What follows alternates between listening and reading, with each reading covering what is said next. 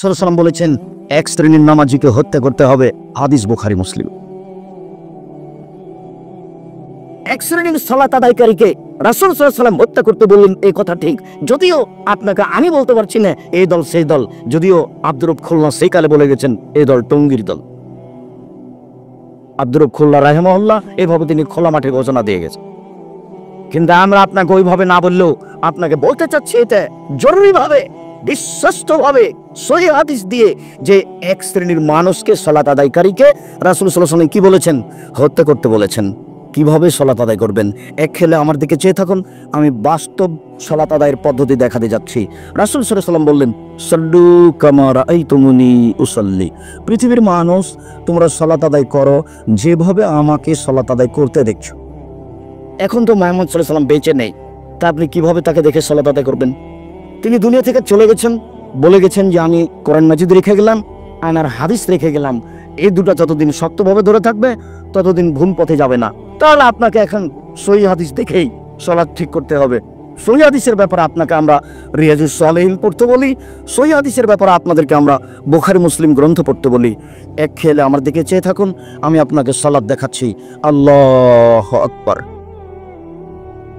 আল্লাহু আকবার বলার সময় দুই পায়ের মাঝে ফাঁকা থাকবে, শরীরের ভারসাম্য বজায় রেখে যতটুকু ফাঁকা রাখা লাগে।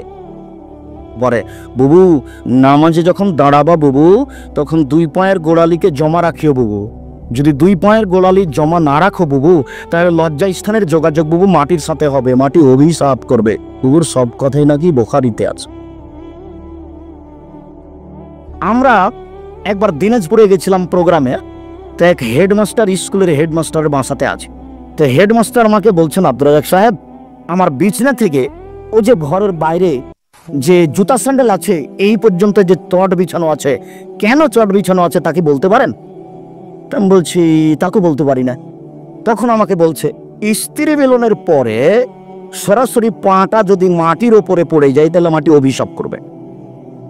এই পাটা যেন মাটির ওপরে না পড়ে সেই জন্য চট বিছানা থেকে নিয়ে ওই দরজার স্যান্ডেল পর্যন্ত রেখেছে। তাহলে বিছানা থেকে নেমে পাটা কিসের উপরে পড়বে? চটের উপরে। চট থেকে নেমে ও পা কোথায় রাখবে? স্যান্ডেলের উপরে, যেন মাটিতে না লাগে। একজন হেডমাস্টারের কথা, যার জন্য আপনাকে আমি বলে থাকি মাঝে মধ্যে যে 16 ডিসেম্বরে হেডমাস্টার চেয়ারে বসে আছেন, তার মেয়ে মাস্টার ডিগ্রি পাস নাচছে, বাপে দেখছে যে মেয়ে কেমন নাচতে পারে। এই হেডমাস্টারও যদি শিক্ষিত মানুষ হন তাহলে মূর্খ মানুষকে, ইনাকেও যদি শিক্ষিত বলতে হয় তাহলে অশিক্ষিত মানুষকে। এখানে একটা বই পাওয়া যায়, জানি না আজকে আছে কিনা, বইয়ের নাম হলো শিক্ষা বনাম জাহেলিয়া। এক থেকে 10ম শ্রেণী পর্যন্ত লেখককে নাকচ করা হয়েছে, এরা লেখক নয়, লেখকের যোগ্যতাই রাখে না। লেখক কিভাবে হতে হয় সেটাই তার জানা নাই। কলম ধরে যে বেটা কুকুর টেলিফোন করছে শ্রীকালকে। দেশে কি মানুষ আর নেই? কুকুরকে দিয়ে আর শ্রীকালকে দিয়ে আপনাকে বই লিখতে হয়? মাথা থেকে একটু ঘেলো নেই, সবই কি গোবর? ও বলবো বই লিখলেন কেন? পরে দেখেন আপনি শিক্ষা বনাম জাহেলিয়াত, লেখককে নাকচ করা হয়েছে, লেখক নয়। ও কিসের লেখক? ছোট ছেলের বাচ্চাকে, ছোট বাচ্চাকে শিখাচ্ছে মাথায় কিরে আমের ঝাঁকা, খাস নে কেন, দাঁতে পোকা, বিলাস নে কেন, ওরে বাবা। তার মানে ওকে কৃপণ বানাচ্ছে লেখক। লেখকের লিখতে কথা এখানে যে নেন নেন খামচা ভরে নেন। লেখক নিজে জানে না লেখক কাকে বলে, ও কি লিখবে। খুঁজে এখানে না পেলে জামিয়া সালাফের ডাঙ্গিপাড়া যাবেন, শিক্ষা বনাম জাহেলিয়াত বইটা খুঁজতে, আপনার জন্য লেখা হয়েছে। আপনার জন্যই এই লেখককে পুনরায় তোবা করে ফিরে আসতে হবে। কুকুর কি করে টেলিফোন করে সিরিয়ালকে, এটা হয় কি করে? আলোচনাটা ওইভাবে বই লেখা আছে শুরু থেকে শেষ পর্যন্ত, একটা আলোচনা তার উপযুক্ত নয় কিভাবে উনি লেখক হলেন। সম্মানিত দিনী ভাই বোন শোনো, বাগমারার একটা লোক আমাদের নওদাপাড়াতে শিক্ষক ছিলেন। উনি বলছেন যে আব্দুর রাজ্জাক সাহেব, স্বামী স্ত্রী মিলনের পরে স্ত্রী গোসল করে আসছে আর স্বামী গোসল করতে যাচ্ছে, তো যদি গায়ের সাথে গাও লেগে যায় তাহলে গোসল বাতিল।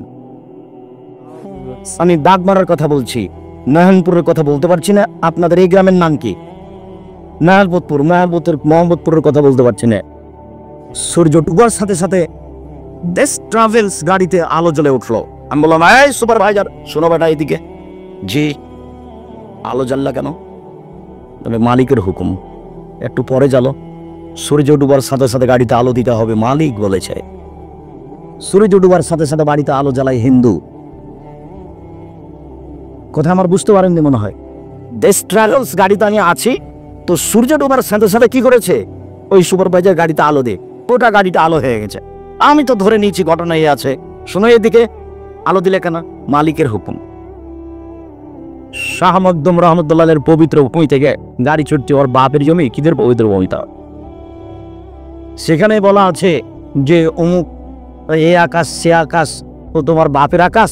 তুমি কি জানো কোনো সময় যতবার ঠাকুর বলছে ওমা তোমার আকাশটা হতে কালিমাকে বলছে, 14 বার তোমাকে পড়তে হবে, তোমার শিক্ষককে পড়তে হবে, ঠাকুর জাতিকে পড়তে হবে। তোর জাতি কিছু বুঝে না, ধর্মকর্ম বুঝে না। শুনুন দিনী ভাই বোন, আপনাকে আবারও বলছি, যতবার ঠাকুরের কথা বলেছে তত বড় কালিমাকে বলেছে। আর আপনার ছেলে পবিত্র মুখে ওই কথা বলছে, কি দিয়ে বুঝে আপনাকে জাতিগামী? আমরা শুনেছি যে বন্যা চলেছে বিপদ সীমার উপর দিয়ে, ঝড় বৃষ্টি চলেছে বিপদ সীমার উপর দিয়ে। আরে না না, ভারত বাংলাদেশ পাকিস্তানে বাংলাদেশের মাটিতে শিরক চলেছে বিপদ সীমার উপর দিয়ে। জাতি যখন বিপদে, ঠাকুর তখন বিলাতে। ঠাকুর বলছে যে ঢাকায় বিশ্ববিদ্যালয় খুলবে বেটারা বাংলা অক্ষর চিনে না, তারা আবার বিশ্ববিদ্যালয়। ঠাকুর তোমাকে বলছে তুমি নাকি অক্ষরই চেন না, তো বিশ্ববিদ্যালয় করতে যাও কি করে? ঠাকুরের কথা এটা। জাতি যখন বিপদে, ঠাকুর তখন বিনাতে। ঠাকুরের কথা তো কেউ জানে না। বঙ্কিমচন্দ্র একটা বই লিখে রাজ সিংহ আওরঙ্গজেবের গোটা পরিবারকে জেনাকার বলে সাব্যস্ত করেছে বয়ে বয়ে, না বলে রাজ সিংহ। তুমি কোনোদিন দেখেছো জাতি যখন বিপদে, ঠাকুর তখন বিলাতে? এরপরেও ঠাকুরের কথা আপনার কাছে আছে, আপনি কোনোদিন বিবেচনা করেননি। ঠাকুরের কথাটি কেমন? সম্মানিত দিনী ভাই বোন, মহিলা বৈঠকের মহিলাকে সাবধান করছি, উপস্থিত বৈঠকের মুসলিম বোন আপনাকে বলছি, এই মেয়ে তোমাকে বলছি, কথা বলছো কেন? তোমার একটু শরম হয় না? তোমার মাথায় কাপড় নেই কেন? তোমার বাপ তোমাকে সহ্য করতে পারে, আমরা সহ্য করি না। আমি মুসলিম চিরনবীর মরণকে করি না ভয়। মরলে শহীদ, বাঁচলে গাজী, আমার উভয় সমান। মরাও যতটুকু, বাঁচাও ততটুকু, উভয়ই সমান। অতএব তোমার বাপ কাপুরুষ হতে পারে, আমাকে কাপুরুষ মনে করো না। তোমার লজ্জা নেই, তোমার জাতির নেই, তোমার বাপের নেই, তোমার মায়ের নেই। তুমি এখন মাথায় কাপড় না দিয়ে আমাদের সামনে বসে থাকো কি করে? তুমি নাকি ক্লাস 10-এ করো, তুমি নাকি মাস্টার ডিগ্রি পাস করেছো। শরম করো না কেন? তোমাকে আমি খাটো করতে আসিনি। তুমি ভালো ঘরের মেয়ে, তুমি বড় হও না। তোমার বাপ হাজি, তোমার দাদা হাজি, তোমার নানা হাজি, তোমরা সবাই বড় ঘরের মানুষ, তুমিও বড় হও না। সুন্দর জাকজমক ভালো দামি মানের কাপড় চোপড় পরে স্কুল কলেজে যাও। ল্যাংটা হলে কেন? তোমার দাদা কি তোমাকে এটাই শিখালো? তোমার নানা কি তোমাকে এটাই শিখালো? দুঃখিত, 1 মিনিট, দুঃখিত মনে কিছু নিয়েন না। 1 মিনিট, 1 মিনিট এক খেলে চেয়ে থাকবেন। এই ছেলে ভাই, আমার এখানে শব্দ আসে কি করে?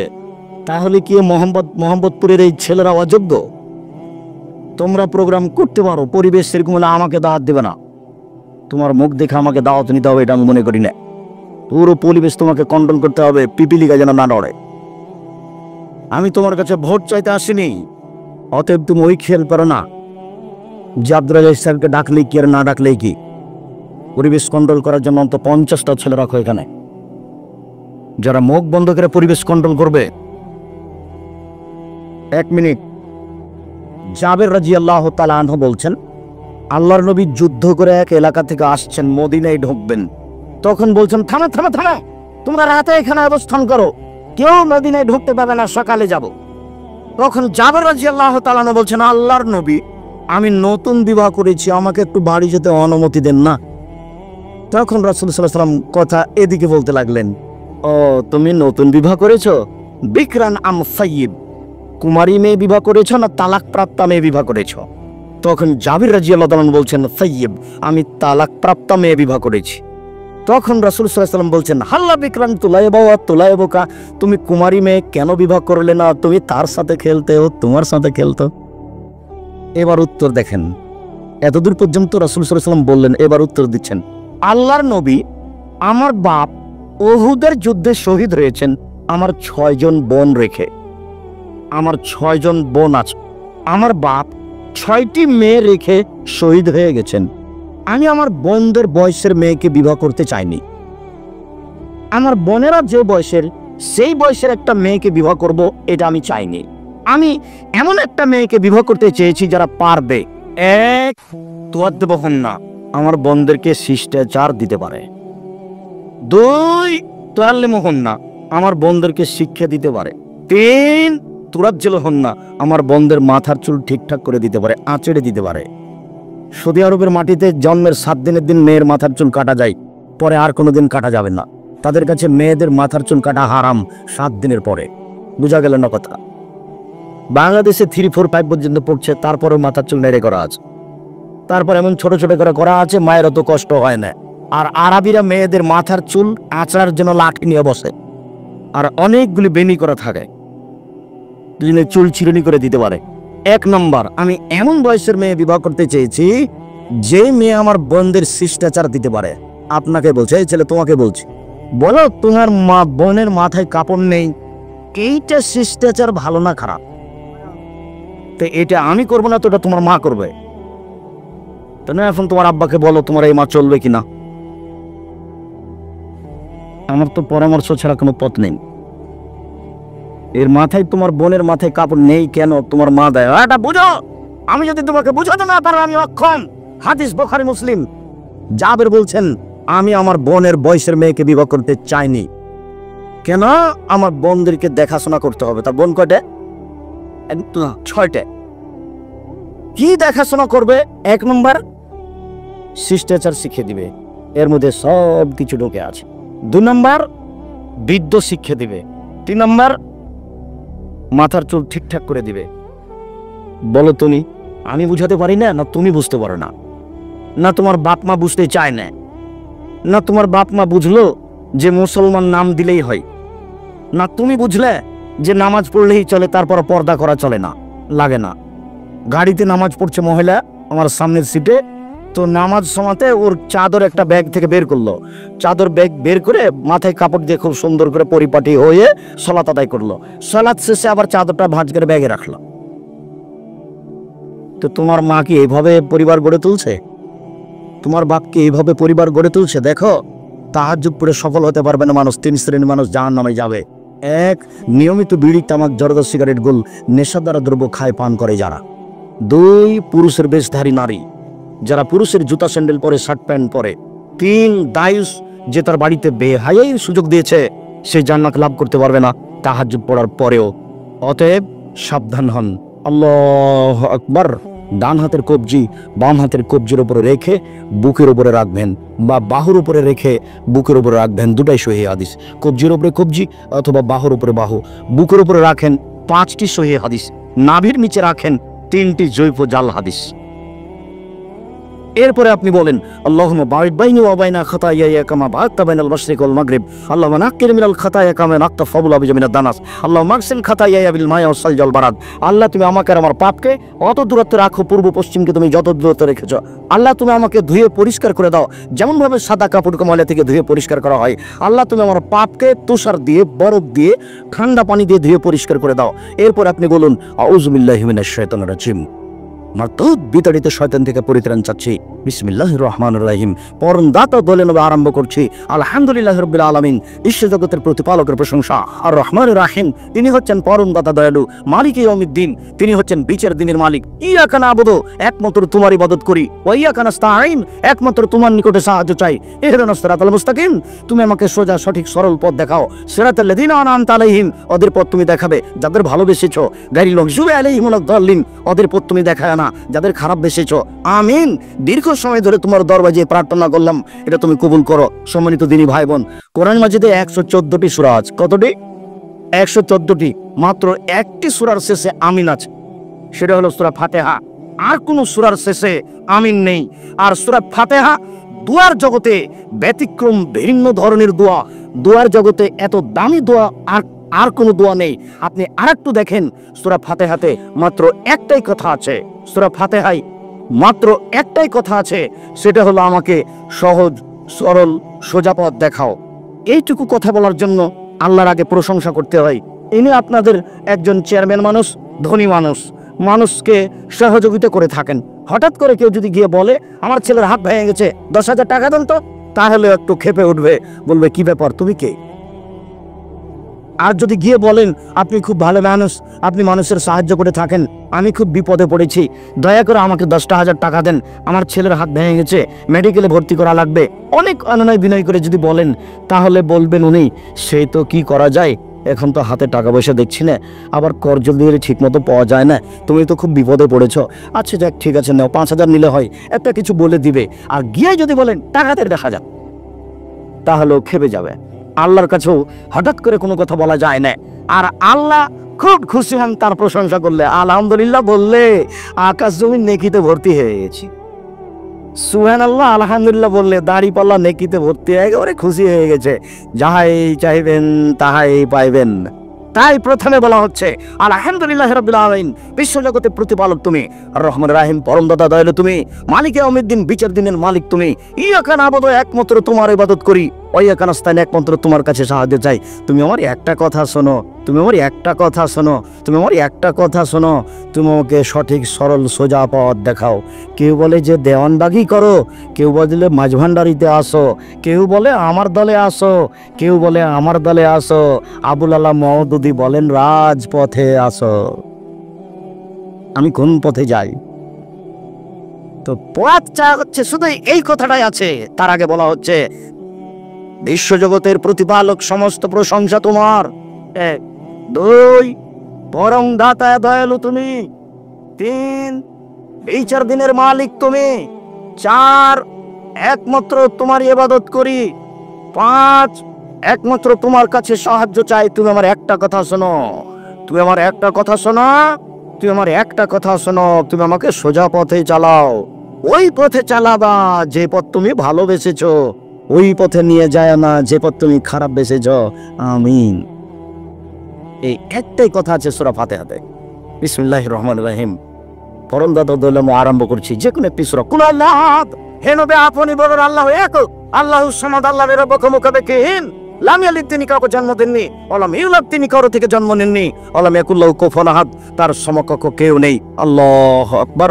হাত ওই পর্যন্ত আবার উঠাবেন, হাতগুলি কাঁধ সামনাসামনি হবে, কানের লতি ধরবেন না, এভাবে নয়, আল্লাহু আকবার, এভাবে নয়, আল্লাহু আকবার। এই পর্যন্ত উঠিয়ে হাত ছেড়ে দিয়ে রুকুতে চলেন। রুকুতে যাওয়ার পূর্বে আপনার সাথে জরুরি কয়েকটি কথা, মাথাটা উঁচুও হবে না নিচুও হবে না, পিঠের লম্বা হাতটা একবারে সোজা থাকবে, হাত দুটি রডের মতো সোজা হয়ে থাকবে, আঙ্গুলগুলি খোলা খোলা থাকবে, কোমর থেকে সামনের ওজন হাতের উপরে থাকবে। আপনি বলুন সুবহান রাব্বিল আযীম 5 বার 7 বার 10 বার, কোনো বারের হাদিস ঠিক নেই, যে যা পারে সে তা বলবে।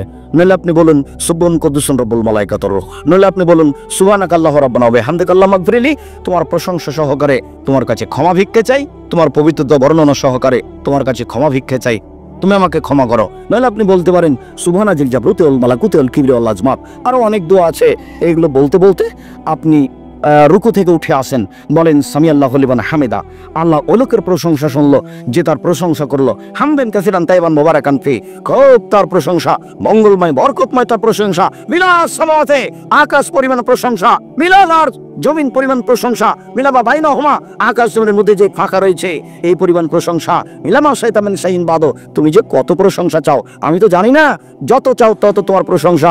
এরপরে আরো দোয়া পড়েন, এরপরে সিজদায় চলেন। সিজদায় যাওয়ার পূর্বে আপনার সাথে জরুরি কয়েকটা কথা, কথার 19 বিষয় না যেন। রাসূল সাল্লাল্লাহু আলাইহি ওয়াসাল্লাম বলছেন আমাকে 7 হাড়ের উপরে সিজদা করতে বলা হয়েছে। নাক কপালে হলো 1, 2 হাত এ হলো 3, 2 হাঁটু এ হলো 5, 2 পায়ের বৃদ্ধাঙ্গুল এ হলো 7। সিজদার সময়তে এই 7টা অঙ্গ মাটিতে লেগে থাকবে। সিজদার সময় আপনি হাত দিয়ে শরীর হাত চুলকাতে পাবেন না। হাত উঠে যদি আপনি শরীর হাত চুলকাতে আসেন তাহলে এখন 6টা মাটিতে লেগে আছে, 7টা নেই। সিজদা অবস্থা যদি একটা পা উঠিয়ে আর একটা পাকে এইভাবে চুলকান তাহলে সিজদা হবে না। আপনার এখন 6টা আছে, 7টা লেগে নেই, সাবধান থাকবেন।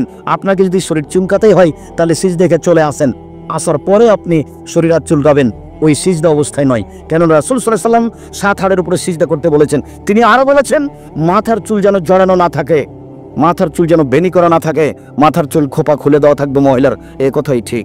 এরপরে হাত যেন জড়ানো না থাকে, হাতগুলি এভাবে জড়ানো চলবে না। রাসূল সাল্লাল্লাহু আলাইহি ওয়াসাল্লাম বলছেন আমাকে হাত জড়াতে নিষেধ করা হয়েছে। কেন? সব কিছুই সিজদায় যায়। কাপড়গুলিও সিজদায় যাচ্ছে, মাথার চুলও সিজদায় যাচ্ছে। অতএব একে জড়িয়ে তার সিজদাকে বন্ধ করা যাবে না। তবে নিচের দিকে, প্যান্টের নিচের দিকে প্যান্ট জড়ানো যাবে না, একেবারেই নিষেধ। জড়াতে যদি হয় তাহলে কোমরে জড়াতে হবে। আপনি কেটে নেন, কেটে নিয়েছেন, তারপরে এখনো দুই একজনের আছে কেন? সন্ধ্যা পর্যন্ত সময় দিয়েছি। আগামীকাল সন্ধ্যা হতে হতে যদি সব প্যান্ট কাটানো হয় তাহলে বুঝতে হবে যে আমি বক্তব্যের সাথে মুনাফিকি করি। সেটা আপনার ব্যাপার। তবে আপনাকে আমি সতর্ক করছি, আপনার প্যান্ট টাকনুর নিচে থাকবে কেন? থাকবে না, এটাই চূড়ান্ত। আর সালাতের সালাত আপনি জমা করবেন কেন? এটার একটা নাজায়েজ হারাম কাজ। আপনি ওকে নিজ স্থান নিজ গতিতে থাকতে দেন, তাহলে ও সিজদায় যাবে। সম্মানিত দিনী ভাই বোন, সিজদার সময় হাতের আঙ্গুলগুলি জমা জমা করে কানের পাশে রাখবেন, কোনো দুটো উঁচু করে রাখবেন যাতে করে পেটের নিচ দিয়ে ছাগলের বাচ্চা পার হতে পারে। আর নাক কপাল আর 8-10 আঙ্গুল আগিয়ে রাখবেন যাতে করে পিঠের হাড়টা লম্বা, হাড়টা সোজা হয়। আর 2 পায়ের গোড়ালি সহ বৃদ্ধাঙ্গুল সহ পাটি জমা থাকবে। দলিল আয়েশা রাদিয়াল্লাহু তাআলা আনহা বলেন, একদা আমি ঘুমের ঘোরে বিছানা থেকে উঠে দেখি বিছানায় মুহাম্মদ সাল্লাল্লাহু আলাইহি ওয়াসাল্লাম নেই। আমি অন্ধকারে এভাবে হাত দিয়ে তাকে খুঁজতে লাগলাম, কোথায় কোথায় কোথায় কোথায়। দেখলাম আমার হাতটা তার 2 পায়ের গোড়ালির উপরে গিয়ে পড়লো। গোড়ালি দুটি একসাথে আছে। আমার হাতটা গোড়ালির উপরে পড়লো, গোড়ালি দুটি পায়ের আঙ্গুল দুটি মাটিতে লেগে আছে আর পায়ের গোড়ালি দাঁড়িয়ে আছে। আমার হাতটা 2 পায়ের গোড়ালির উপরে পড়লো। বোঝা যাচ্ছে যে পা দুটি জমা ছিল। যদি পা তার শরীর অনুপাতে ফাঁকা থাকে তাহলে অনেক ফাঁকা। সম্মানিত দিনী ভাই বোন, বলছিলাম এখানে মহিলা বৈঠকের কথাটি আবারও সতর্ক করছি। ওই বৈঠকে বলা হয়, জানি না এলাকায় বলা হয় কিনা, বুবু তুমি যখন সিজদায় যাবা বুবু, হাতি যেমন মাটিতে পড়ে যায় তেমন একবার মাটিতে পড়ে গিয়ে বুককে উরুর সাথে লাগিয়ে আঁটো সাঁটো হয়ে সিজদা করিও বুবু। যদি তুমি বুককে উরু থেকে পৃথক করে রাখো তাহলে স্তন ঝুলন্ত থাকবে বুবু, পর্দার ব্যাঘাত ঘটবে। কি করে কথা ঠিক হতে পারে? মহিলা শাড়ি পরে আছে, ব্লাউজ পরে আছে, গোয়ালের ভিতরে আছে, সেখানে পর্দার ব্যাঘাত হলো কি করে? মানে কথাটা একেবারেই মিথ্যে। কথাটার সাথে সত্যতার কোনো প্রশ্নই আসে না। ঠিক ওই কথার মতো হয়ে গেল চাঁপাইনবাবগঞ্জের বরিশালের এক বক্তা আমাদের চাঁপাইনবাবগঞ্জ দেবীনগরে বক্তব্য দিতে গেছে। তা আমি পরের দিন বাড়িতে গেছি, তোমার এক চাচাতো ভাই বলছে যে আজকে যে তাফসির করে গেল না বরিশালী সাহেব, এই তাফসির তোরা জানিস না। আগে থেকে রাগ আছে হয়তো আমার উপরে, বলছে তোরা এই তাফসির জানিস না। আচ্ছা কি তাফসির করলো একটু বলেন না। তাফসির সেগুলো তোরা জানিস না। আচ্ছা যেটাই বলুক আপনি একটু বলেন না সেটা কি। তখন বলছে যে শোন তাফসির করলো। আদম আলাইহিস সালাম ঘুম থেকে উঠে দেখেন পাশে একজন সুন্দরী মহিলা, উনি হাতটা বাড়ালেন। তখন ফেরেশতা বলছেন থামেন, হাত বাড়াচ্ছেন কেন, আগে মোহর দেন। তখন আদম আলাইহিস সালাম বলছেন মোহর আবার কি? তখন ফেরেশতা বললেন যে 1000 বার মুহাম্মদ সাল্লাল্লাহু আলাইহি ওয়াসাল্লামের উপরে দুরূদ পড়ে দিতে হবে। তো আদম আলাইহিস সালাম 1000 বার দুরূদ পড়ে বউ হালাল করলেন। তখন আমি বললাম নাউযুবিল্লাহি মিন যালিক। আল্লাহ তাআলা বলছেন আমি আদমকে সব কিছু শিখিয়ে দিয়েছি। আদমের চেয়ে শিক্ষিত মানুষ পৃথিবীতে কিয়ামত পর্যন্ত কেউ জন্ম নেবে না। আল্লাহ বলছেন আমি তাকে সব শিখিয়ে দিয়েছি। যে লোককে আল্লাহ সবকিছু শিখিয়ে দিলেন সে লোক বউকে কিভাবে হালাল করতে হবে সেটাই জানতেন না। একবারে নগদ ডাহা তিনের মতো মিথ্যা তাফসির। তাফসির মাহফিল ঠেকাবে কে? যেমন আপনারা যেভাবে চলছেন, আপনাদের কথা মাঝে মাঝে শুনলে আমার উপরে গাওটা জ্বলে উঠাবে। মিথ্যা কথা বলছেন বলে ঈশ্বর আপনি দায়িত্ব পালন করেন, চুপ থাকেন। আমি আপনাদের কাছের ভাই, কথা বলার পূর্বে আগে পরামর্শ নিয়ে নিন। কোথায় ভালো আর কোথায় মন্দ জিজ্ঞাসা করার পরে হাত বাড়াবেন। মাস্টারি করেন সেটা আপনার ব্যক্তিগত ব্যাপার, সমাজ পরিচালনা করবেন সেটা আপনার ব্যক্তিগত ব্যাপার। শরীয়তের ব্যাপারে কোনো কথা বললে না জেনে মুখ খুলবেন না। সম্মানিত দিনী ভাই বোন, আপনাকে আবার অনুরোধ জানাচ্ছি, আপনার গতিবিধি দেখে আমি আব্দুর রাজ্জাক জাতির সামনে কথা বলবো এটা আমি কোনোদিন প্রয়োজন মনে করিনি। অতএব আপনাকে আজও বিশেষভাবে সতর্ক সাবধান করছি, ধর্মের ব্যাপারে কোনো কথা বললে বা আমাকে নিয়ে কোনো কথা বললে আমাকে জানার পরে কথা বলবেন। সম্মানিত দিনী ভাই বোন, বলছিলাম সিজদাই বলেন আপনি সুবহান রাব্বিয়াল আলা যতবার ইচ্ছে, নইলে আপনি বলেন সুবহুন কুদ্দুসুন রব্বুল মালাইকাতুহু, নইলে আপনি বলেন সুবহানাকাল্লাহুম্মা রাব্বানা ওয়া বিহামদিকা আল্লাহুম্মা আগফিরলি, নইলে আপনি বলেন রব্বি গফিরলি জামবি কুল্লাহু দিক্কা ওয়াজুল্লাহু ওয়া লাওয়াকিরুল নিয়াতু সিররা। আপনি সিজদাই যত হাদিসের দোয়া মুখস্থ আছে সব বলতে পারেন। তবে রব্বানা আতিনা ফিদ দুনিয়া হাসানাতাও ওয়া ফিল আখিরাতি হাসানাতাও ওয়া কিনা আযাবান নার এটা সরাসরি বলতে পাবেন না। কেন? আল্লাহ নবী বলছেন রুকুতে এবং সিজদায় আমাকে কোরআন মাজিদ পড়তে নিষেধ করা হয়েছে। তবে আপনি যদি রব্বানা আতিনার পূর্বে আল্লাহুম্মা লাগিয়ে দেন, আল্লাহুম্মা রব্বানা আতিনা ফিদ দুনিয়া হাসানাতাও ওয়া ফিল আখিরাতি হাসানাতাও ওয়া কিনা আযাবান নার, তখন এটা চলবে। বুঝাতে পারিনি? হ্যাঁ, রুকু সিজদায় কোরআন মাজিদ পড়া নিষেধ। তো রব্বানা আতিনা ফিদ দুনিয়া, হ্যাঁ সরাসরি রব্বানা আতিনা চলবে না। কিন্তু রব্বানা আতানার পূর্বে যদি আল্লাহুম্মা লাগিয়ে দেন তখন এটা হাদিসের দোয়া হয়ে গেল। এটা মুহাম্মদ সাল্লাল্লাহু আলাইহি ওয়াসাল্লাম বলেন। সম্মানিত দিনী ভাই বোন, আপনি সিজদা থেকে উঠে আসেন, বলেন আল্লাহুম্মা গফিরলি ওয়ারহামনি ওয়াহদিনি ওয়াফিনি ওয়ারযুকনি, আল্লাহ তুমি আমাকে রুজি দাও, আমাকে খেতে দাও, আমার প্রতি দয়া করো। আবার আপনি সিজদা করেন, উঠে আসেন, এ হলো 1 রাকাত, এভাবে আরেক রাকাত, এ হলো 2 রাকাত। যদি এটা আত্তাহিয়াতের বৈঠক হয় তাহলে বাম পায়ের পাতার উপরে বসবেন, আর যদি সালামের বৈঠক হয় তাহলে বাম পা ডান দিকে বের করে দিবেন, নিতম্ব পিছনকে মাটির উপরে রেখে দিবেন, বাম হাতের আঙ্গুলগুলি জমা জমা করে হাঁটুর উপরে রাখবেন, আর ডান হাতের আঙ্গুল কনিষ্ঠ সহায়ক 2টা আঙ্গুলকে আগে জমা করবেন। করেন তো দেখি। তারপর তৃতীয় আঙ্গুলের নখের উপরে বৃদ্ধ আঙ্গুলের পেটটা চালাই ঠিক করে। তোমার আঙ্গুল ভাবে খোলা খোলা আছে তো, বুঝো না? একটু আমার দিকে দেখো। উপস্থিত বৈঠকের মুসলিম বোন, আপনি দেখতে পান আর না পান, ওই কনিষ্ঠ আঙ্গুল চাঁপাইনবাবগঞ্জের ভাষাতে গুঁড়ে আঙ্গুল এবং তারপরে যেটা আছে 2টা একসাথে জমা করে চাপ দেন, লাগিয়ে দেন। আর তৃতীয় আঙ্গুলের নখের উপর বৃদ্ধ আঙ্গুলের পেটটা রাখেন, এইটা হাঁটুর উপরে রাখেন। এখন অবিরাম নড়বে। একবার ইল্লাল্লাহর সময়তে একবার উঠাতে হবে, এরপর মানে কোনো ভুয়া হাদিসও নেই, এমনিতেই চলছে। আস্তাগফিরুল্লাহ রাব্বি মিন কুল্লি জামি ওয়া তুবু ইলাইহি, এটা যেমন এমনিতেই চলছে, ক্ষমা চাওয়ার দোয়া, কেউ জানে না কোথায় আছে। সালাম দেওয়ার তো দোয়া চলছে, আগফিরুল্লাহ লানা ওয়া লাকুম, কেউ জানে না কোথায় আছে, এমনিতেই চলছে। শুনে নিয়েছে এটা সালাম দেওয়ার দোয়া, তো সবাই বলছে। যেমন জননেতারা এখন বলছেন যে ভালো থাকুন, ধন্যবাদ, ভালো থাকুন। তোরা কি আল্লাহ যে ভালো থাকবে? বলতে হবে জননেতাকে যে আল্লাহ আপনাদেরকে ভালো রাখো, যদি ভালো থাকো, ওই আমি আল্লাহ এখন ভালো থাকবো, একেবারে নগদ উল্টা। প্রতিটা জায়গাতে শরীয়তে ভাবে উল্টে আছে, মানে সত্যটা তদন্ত করে বলার মানুষটা কোথায়? সম্মানিত দিনী ভাই বোন, এবার আপনি বলুন, আত্তাহিয়াতু লিল্লাহি ওয়াস সালাতু ওয়াত তাইয়্যিবাতু আসসালামু আলাইকা আইয়ুহান নবী। শারীরিক ইবাদত আল্লাহর জন্য, আর্থিক ইবাদত আল্লাহর জন্য, সব ইবাদত আল্লাহর জন্য। আসসালামু আলাইকা আইয়ুহান নবী, হে নবী আপনার উপরে শান্তি অবতীর্ণ হোক। আসসালামু আলাইনা ওয়া আলা ইবাদিল্লাহিস সালিহিন, শান্তি ভালো মানুষের উপর অবতীর্ণ হোক।